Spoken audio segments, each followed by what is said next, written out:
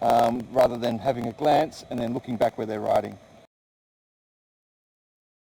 Focus on both things at once if you can. Okay? Alright, but beyond that, yeah, most things are looking good at the moment. We're going to do the U-turns, okay? So the Figaros, if you remember these.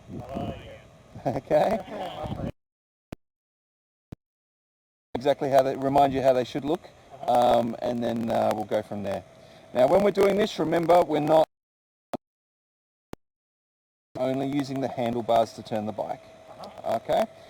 When we're doing this as well, we're setting up a few things. So we're setting up a few things before we do the turn. One, getting our revs up on the bike.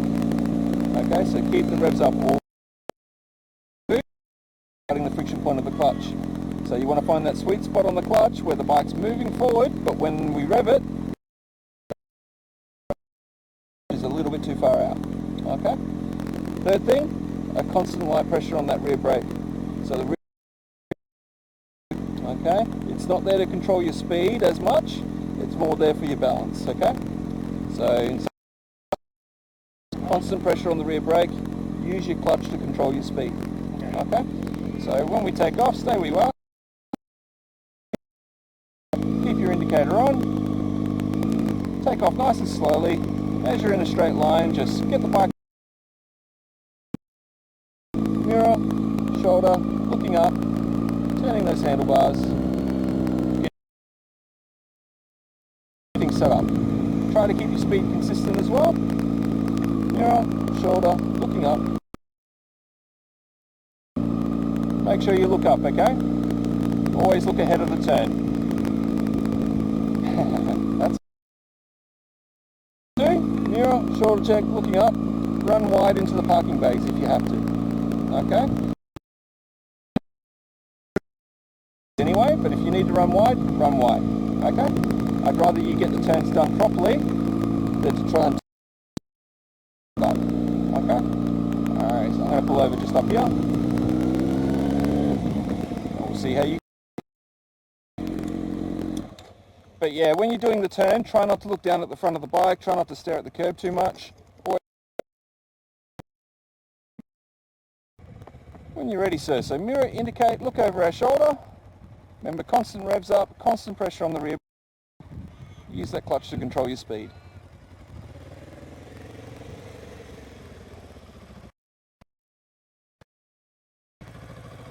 Okay, this first part, when you're taking off, it's honestly no different from when you're taking off. So you're just riding along slowly as if you're riding behind traffic. Okay, so don't overthink this part of it, okay? But yeah, only difference is you're keeping the revs up and you're riding the rear brake a little bit.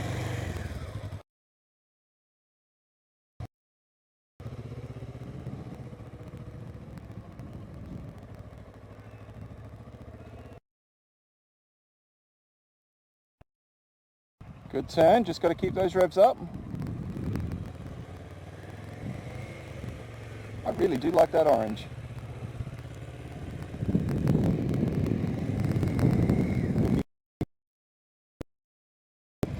Yeah, if you start looking down, that's where you're going to end up going. Or if you start staring at the curb, that's where you're going to end up going. Come to a stop. We just did then, you must stop before you do your U-turn, okay? So that's why we check our mirrors, we look over our shoulder before we turn. Okay? Now, just while I've got you stopped there, I may as well show you now. On the road, but like how you are, but have enough room between the curb and the bike that you can stand on the road in between your bike and the curb.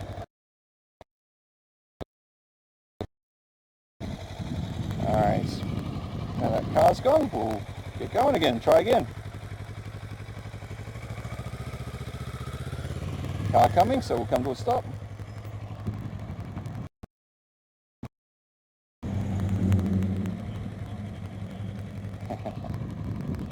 It's not normally a busy road.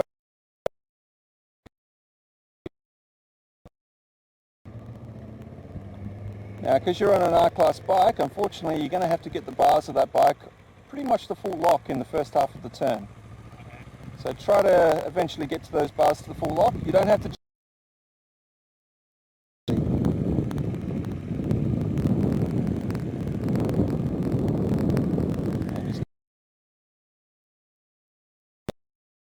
Excellent turn. Try to keep your speed under control though.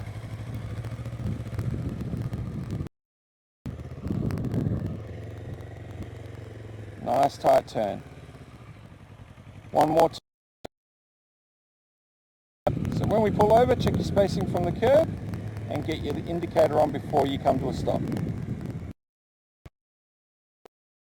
Our spacing and stopping. Excellent. Good work.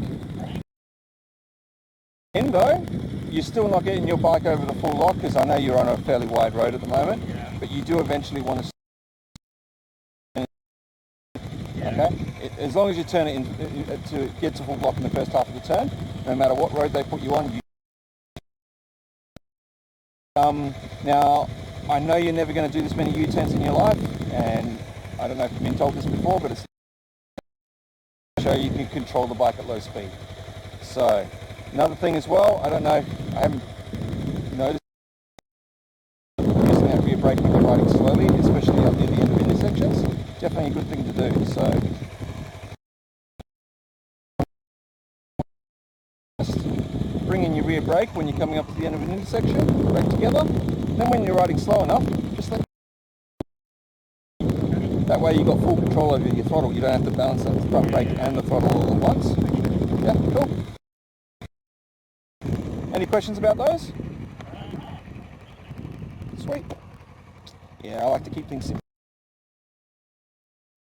But sometimes I feel like I'm blabbering.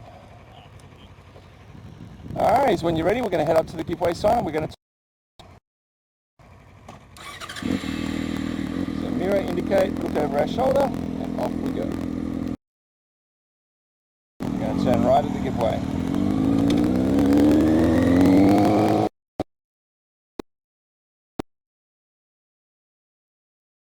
A little bit of a corner cut. Wait until your front wheels hit the giveaway line when you're turning right. Wait until you... That way it'll prevent you from cutting the corner when you're turning right.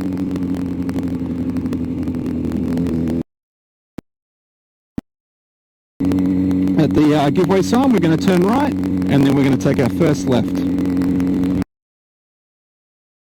Then when we get onto the next road, go straight out to our left-hand wheel track to make the next turn happen easier. Left-hand wheel track, turning left just here. And then we're just going to pull over. Just here's fine.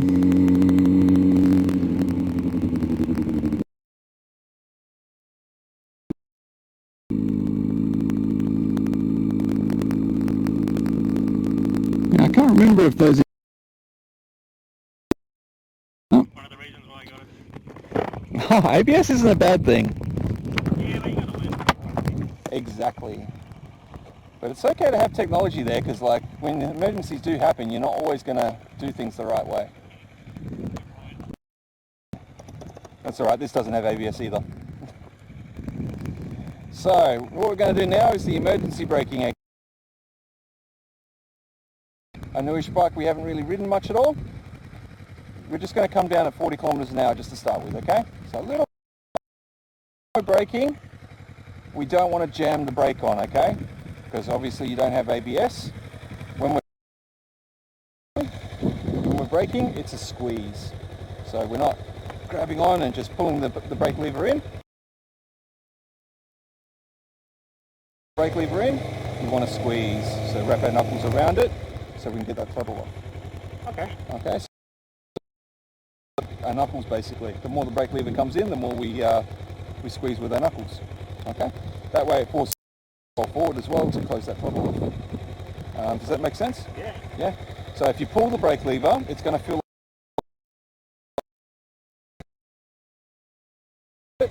It's going to pull up a lot easier and with less effort. So we'll see how we. An hour. Now your bike's got pretty big brakes on it, so take it easy on the first one. If everything feels nice and smooth, keep that squeeze going, okay? So when you're braking, don't jam it on, or problems will happen.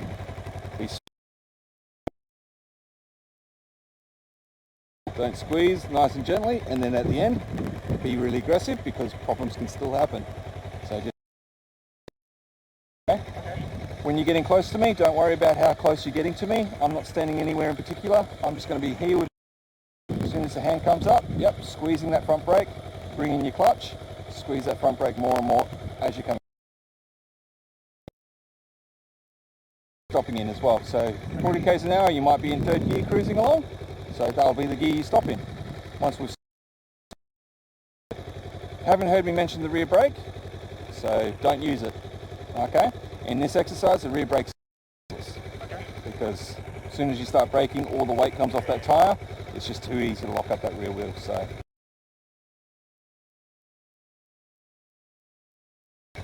yeah, we're not doing wet weather braking today. Alright, so yeah, just go up, do your U-turn anywhere up the road, 40 k's an hour. Now make sure you can go up the road, do your U-turn, get up to 40, back off, and just cruise along like it's the speed zone, okay? Because you want the suspension nice and neutral before I'm about to put up my hand, okay? Alright.